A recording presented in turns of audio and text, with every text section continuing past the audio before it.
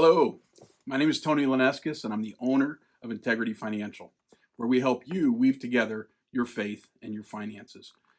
It's almost Valentine's Day. We are excited for another fabulous year, and Valentine's Day is all about love, right? So we want to love others well. We want to love those people we serve. So Valentine's Day got me thinking about how long Heidi and I have been married. And this year will actually be our 30th year. Can't believe that, but it will be our 30th year. So I thought, well, what could I pass along that I've learned in the first 30 years? So the first thing I thought of is how tough our first couple years were.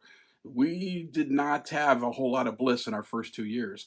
And I realized that it was because I was trying to make Heidi into something that she's not. I was trying to make her more like me. And the reality is that God brought her into my life and made her my wife because she compliments me. And so I stopped trying to change her and started to celebrate how she was different than me and see how that compliment brings us to the best outcome we can have. So that was number one. Number two is communication.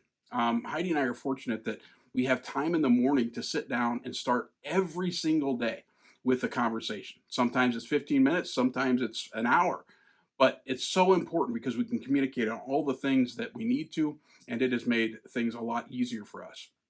So I encourage you to do that. If you can't do it every day like we do, I encourage you to make sure you're keeping date nights, right? Date nights keeps the relationship alive, and it also allows you to communicate on a level that you can't in the busy. So that's number two.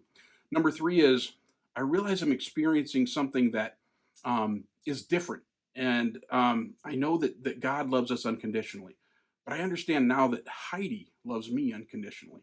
All my warts and scars and everything else, I'm learning more and more as we get into these 30 plus years that she's not trying to change me. She likes me for who I am. She loves me for who I am. And I'm trying to do that same thing for her. And by experiencing that with her, I'm also understanding more and more about God's intent and the way He loves us and how He went to the cross for us. And He sees all of our warts and scars and the dirt, right? The sins that make us up or that we commit. And He loved us unconditionally and went to the cross. And that's a beautiful thing.